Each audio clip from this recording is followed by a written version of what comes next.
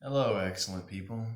This is your Daily Excellence Digest for April 14th, 2021. Today, I want to talk about opportunism, especially, I want to talk about being opportunistic in a dynamic world and why I believe that is the proper strategy for success, we'll call it. So, I want to begin by defining dynamic, at least for kind of the purposes of this moment. We're thinking about dynamic versus static. Dynamic kind of implies a higher rate of change. In particular, in this instance, I want to emphasize how dynamic implies a higher rate of input of new information to the system, pardon me, as well as a higher likelihood that any given piece of information can have an outsized impact on the system. So, for example, you have a high rate of inputs, and any one of those inputs could have such significant impact on the system that it causes dramatic change that changes the nature of the environment, right? So, when I talk about dynamic world, that's kind of what I mean. And I believe that this definition is consistent with the globalized, interconnected information age of the planet Earth. Now, I am biased in that I am exposed to rural East Tennessee. I live close to a pretty decent sized city, but I do have the internet. I run a business, I interact with a lot of people. I think the Knoxville metro area is like a good 300,000, 500,000 people, something like that. So, I mean, it's no small town. So, but I can't speak for the whole world, but I think that this definition is sufficiently accurate. So, before I get into opportunism specifically, I want to describe something that I think is a really good sort of foundation for how and why one would act opportunistically in this dynamic world I'm describing. There's a story I heard a while back ago, and I don't know off the top of my head whose story it is. So if you're listening and you know and you want to post it in the comments, we'll see if we can get a link to it. And by all means, I think it'll be useful to hear the original telling of the story. Certainly, my retelling is going to have my slight adjustments based on my memory. But the story goes pretty simply that you have a high school art teacher, and the high school art teacher at the beginning of the semester divides the class in half and says this half on the left is going to be graded based on a single grade, which is a single final project that will be due at the end of the semester, and you have the entire semester to work on it at your own pace, and that's the one grade you get, so make it good. And then the art teacher says that the rest of you on the right are going to be graded on volume alone, and so you're going to be graded on the number of projects you produce rather than the quality of the single one. And the way that the story then develops is that as the semester goes on, the people who have the first assignment, which is the single project, they spend a lot of time thinking, not a lot of time doing.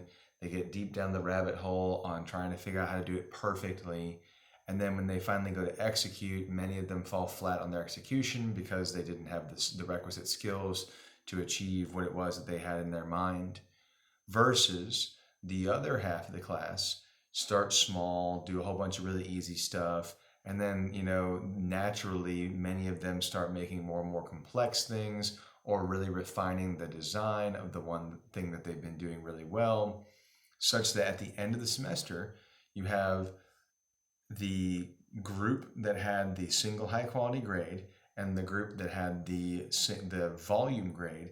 There was a consistent higher quality of the work in the second group than the first group, even though this group was the one being graded on quality and this one was not. So that's the story that I want to use to build the foundation of this. There's a lot that can be unpacked from that story, so I'm going to try to keep this fairly focused and speak about the opportunistic aspect of it. And what I think is key here is these people who had all these inputs had so many opportunities to adjust. They had opportunities to develop their technique, right? So as they try it one way, they realize that way didn't work. So they try a different way. They have opportunities to practice and refine their actual hand-eye coordination type skills. They have opportunities to practice and refine how they want to execute their vision. They have opportunities to say, I thought that one thing was going to be really cool, and then when I saw it in real life, it was kind of lame. So all of this repetition created opportunity versus the other ones had no opportunity. They spent their entire time locked into a single iteration.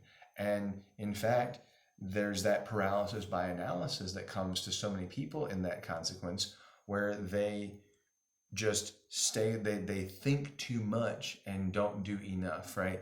So I kind of summarize this, and I often say this in jest, but it's not actually that much of a joke.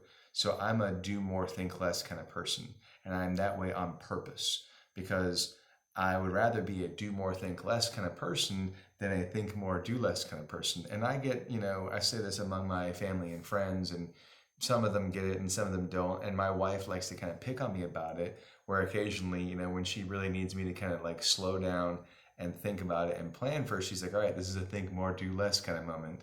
And the good news is that it's a good, if you have good relationships in your life, people can help you. You can be seen this way, but also adapt to the needs of the moment, right? So that's a little bit of an aside. But my point in telling the story about the art class and the context of opportunism is, as you can kind of see, pardon me, you have so many opportunities to act when you operate at that higher volume than when you operate on that much more static volume. And I believe that the world we live in is one much more like that second group, where there's constantly things changing, and there's constant new information, and there's new people, there's new players in the game, whatever your game is. And if you get stuck in your initial vision and don't adjust your vision along the way to keep up with the pace of change, you will find yourself falling short of your expectations. And that's where I believe acting opportunistically is advantageous in the sort of when looking for success, as opposed to, I have some indigestion, I apologize, I hope it's not too gross. The opportunism sets you up for success in the dynamic environment versus the command and control style prior planning with no adjustment of the vision along the way does not set you up for success in that dynamic environment. I think we'll leave it at that. If you have any comments, if you have anything that you want to add, maybe some stories that you think are supporting, or even potentially some stories where you think that this could be refuted, I'd be happy to hear them. Let's talk about it in the comments, and remember to continue aiming at excellence daily. Thank you.